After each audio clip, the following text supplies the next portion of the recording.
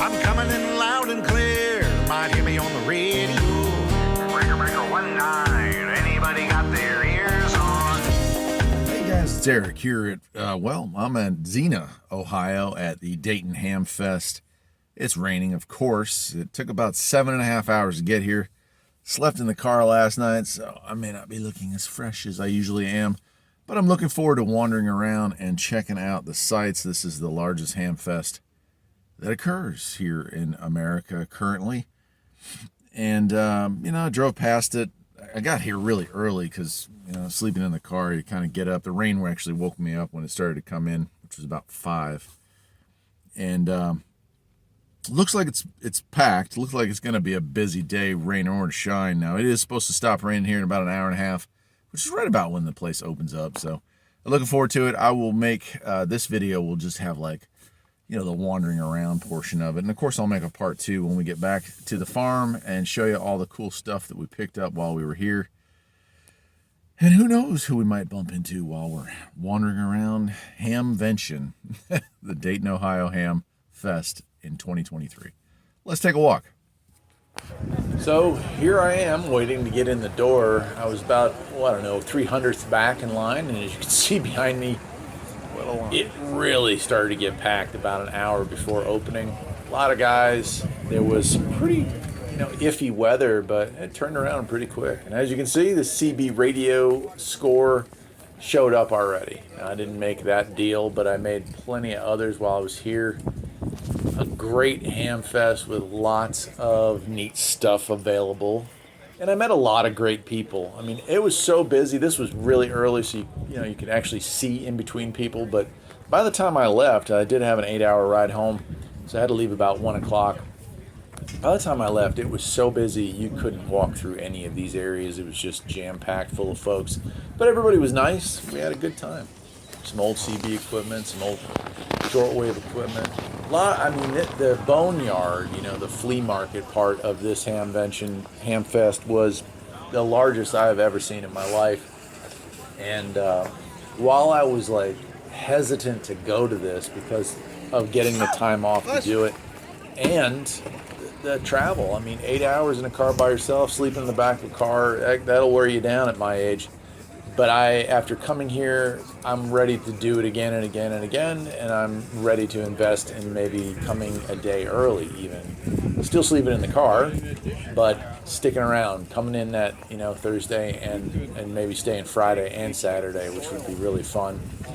Get a chance to explore more of the indoor areas. But holy cow, was this place something. If you've ever been to this place, let me know.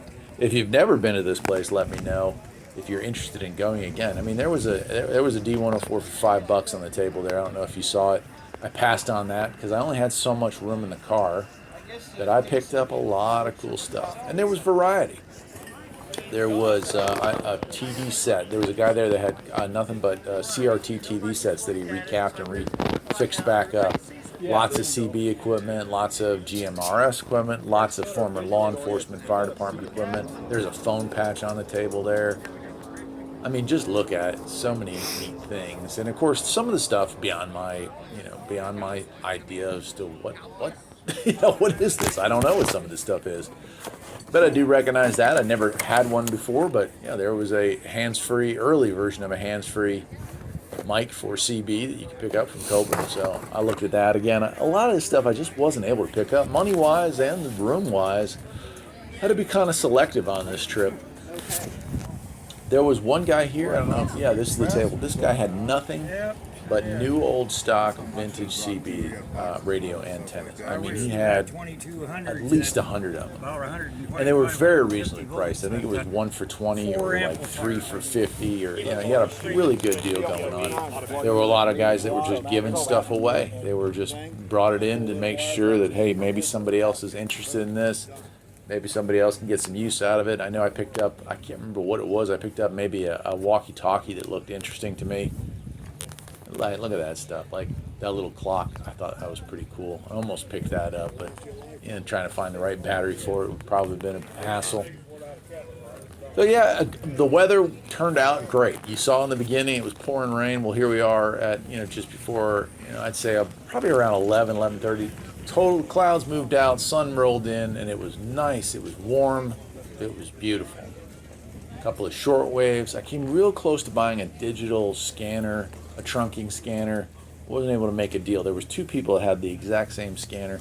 Just didn't work out on this trip. As you can see on the bottom, a lot of the stuff down the bottom is like where the real treasures are.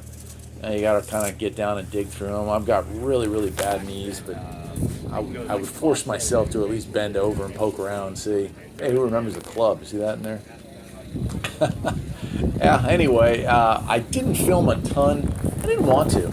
Like a lot of times when I go to these things, I do take the time to film, and then I go through and edit, you know, and pick out some of the best of the best. But this place, the scale of this place is such that trying to get a good video of, you know, the quality products would be an hour-long video. And if you look, you'll see some that are an hour long. And I just didn't want to do that to you. I just wanted to give you an idea of what it was about. And of course, there's lots of those old boat anchors there. I don't have a whole lot of interest in those. I'm more of a CB guy, but I do like to look at this stuff. And of course, since I was in Ohio, and since my dad once lived in Indiana and has got me hooked on this stuff, I started and finished my trip to Dayton by stopping at a place called SKYLINE Chili. And I don't know if you've ever heard of this, but I've got a little clip here at the end that I'll show you. But SKYLINE Chili, you know, people know them for their chili and their hot dogs. They call it a 3-way or a 4-way where they just pile on chili and cheese and onions. Well, I found that their spaghetti is the best spaghetti ever. So I went ahead and took a little clip out front of this. If you go to this place, you owe it to yourself. Man, SKYLINE Chili. What a great way to end this trip. Anyway, I'll edit it all together, but overall it was a great trip to Xenia, Ohio, and to the Dayton, Ohio Hamfest. Had a good time, met some cool people. Lots of people came up and said hi. This, my friends, is a must-see if you're going to come to Ohio. Cincinnati chili is something special. Until next time, my friends, take care.